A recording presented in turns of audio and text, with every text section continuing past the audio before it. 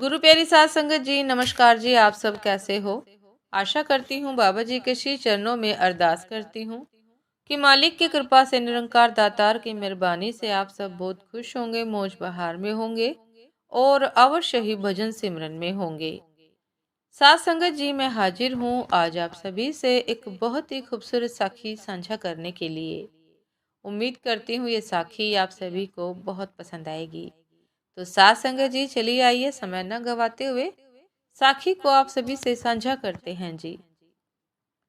साथ संगत जी, एक समय की बात है। एक पंडित जी कई वर्षों तक काशी में शास्त्रों का अध्ययन करने के बाद गांव लौटे। पूरे गांव में शोहरत हुई कि काशी से शिक्षित होकर आए हैं और धर्म से जुड़े किसी भी पहेली को सुलझा सकते हैं। शोहरत सुनकर एक किसान उनके पास आया और उसने पूछ लिया कि पंडित जी, आप हमें यह बताइए कि पाप का गुरु कौन है। प्रश्न सुनकर पंडित जी चकरा गए। उन्होंने धर्म व आध्यात्मिक गुरु तो सुने थे, लेकिन पाप का भी गुरु होता है, यह उनकी समझ और ज्ञान के बाहर था। पंडित जी को लगा कि उनका अध्ययन अभी अधूरा रह गया है। वे फिर काशी लौटे, अनेक गुरुओं से मिले, लेकिन उन्हें किसान के सवाल का जवाब नहीं मिला। अचानक एक दिन उनकी मुलाकात एक गणिका अर्थात वैश्या से हो गई। उसने पंडित जी से परेशानी का कारण पूछा तो उन्होंने अपनी समस्या उनको बता दी। गणिका बोली कि पंडित जी, इसका उत्तर है तो बहुत सरल, लेकिन उत्तर पाने के लिए आपको कुछ दिन मेरे पड़ोस में रहना होगा। पंडित जी इस ज्ञान के लिए ही तो भटक रहे थे। वह तुरंत तैयार हो गए। गणिका ने उनके पास ही उनके रहने की अलग से व्यवस्था कर दी। पंडित जी किसी के हाथ का बना खाना नहीं खाते थे। अपने नियम, आचार और परंपरा के कट्टर अनुयायी थे। सासंगत जी गणिका के घर में रहकर अपने हाथ से खाना बनाते, खाते। कुछ दिन तो बड़े आराम से बीते, लेकिन सवाल का जवाब अभी नहीं मिला। वह उत्तर की प्रतीक्षा में रहे। एक दिन गणिका बोली कि पंडित जी, आपको भोजन पकाने में बड़ी तकलीफ होती है। यहाँ देखने वाला तो और कोई है नहीं।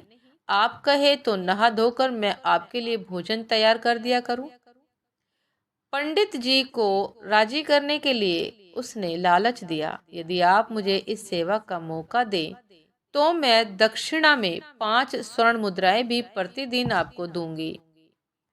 स्वर्ण मुद्रा का नाम सुनकर पंडित जी विचारने लगे।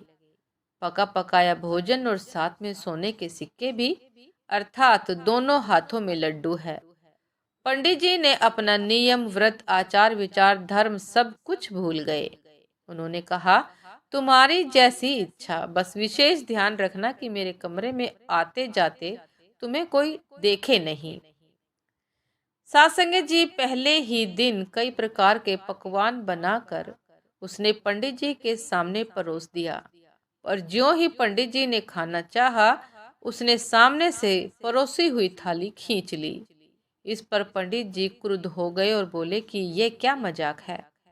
गणिका ने कहा कि यह मजाक नहीं है पंडित जी, यह तो आपके प्रश्न का उत्तर है। यहाँ आने से पहले आप भोजन तो दूर, किसी के हाथ का पानी भी नहीं पीते थे, मगर स्वर्ण मुद्राओं के लोभ में आपने मेरे हाथ का बना खाना भी स्वीकार कर लिया।